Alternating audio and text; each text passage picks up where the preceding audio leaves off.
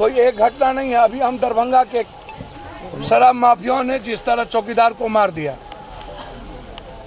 कमतौल में, उसके पहले हम हाजीपुर में चौकीदार को मारते मारते बस बच गया, वो दरोगा ने ही मार दिया।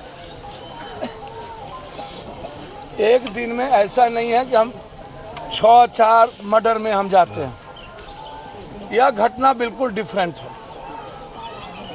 और मुझे लगता है कि समाज के कारण ये दुर्गति है इस इंसानियत की, मानवता की। हमको तो पता भी नहीं था कि ये कौन जात के लोग हैं, मारने वाले कौन जात है। हमें तो सिर्फ यह कहा गया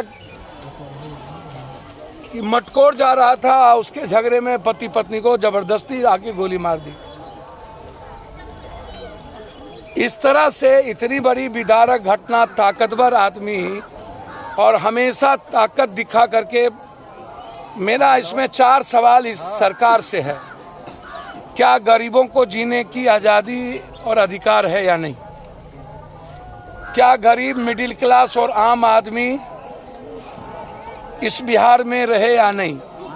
क्या इस बिहार में सिर्फ दबंग लोग, जमीन, बालू, शराब और ड्रग्स माफिया, गांजा माफिया ही पदाधिकारी और नेता ही रहेंगे? मुझे इस बिहार के बारे में अब इतना लगता है कि सिर्फ यहाँ या तो जज सुरक्षित है, या तो नेता सुरक्षित है, या तो माफिया सुरक्षित है, या तो अपराधी सुरक्षित है, या तो पदाधिकारी सुरक्षित है, और इन सब के ऊपर दलाल सुरक्षित है। आम आदमी, एक व्यक्ति, एक ताकतवर आदमी, 2 ताकतवर आदमी के चलते पूरा समाज गलत नहीं होता, किसी भी कीमत पर नहीं होता है। क्या सरकार प्रोटेक्ट करेगी जो नेपाल से गांजा लाएगा, उसी नेता को, उसी माफिया को? यहाँ जितने पार्टी में नेता है सब गांजा माफिया और शराब माफिया क्यों बने हुए हैं? एक बात। दूसरी बात, क्या माफिया अपराधी कंप्लीट रूप से, मैं बार बार कहता हूं कि एसपीडी ट्रायल यदि आप नहीं चला सकते हैं, इस परिवार को किसी भी कीमत पर 8 लाख 16 लाख रुपया हम सरकार, सीएम से हम आज बात करेंगे। जो कानून इस चुनाव के पहले गवर्नमेंट ने बनाया था, दलितों के मर्डर में नौकरी और मुआवजा, मैंने अभी एक परिवार को मधुबनी पार्टी की ओर से 25,000 रुपया मैंने मदद की है। ये और 3 बच्चों को मैं गोद लेकर के 1 महीने के अंदर किसी, जब तक ये पढ़ेगा हॉस्टल में, इनको अच्छे स्कूल में भर्ती होगी। इस केस में आज मैंने 3 बार एसपी से बातचीत किया है, सुबह, दोपहर। आतिश 2 गिरफ्तार हुए हैं मेरे ही फोन के बाद, और आतिश की गिरफ्तारी उन्होंने हमको 48 घंटे का समय मांगा है।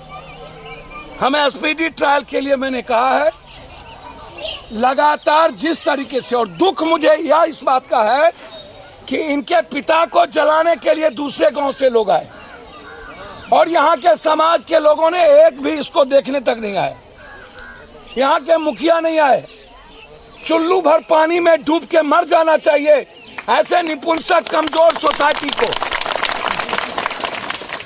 इससे बड़ा दुर्भाग्य धरती पर कुछ नहीं हो सकता। हमने इस घटने को चैलेंज में लिया है। यह 3 बच्चा मेरे लिए बेटे की तरह है,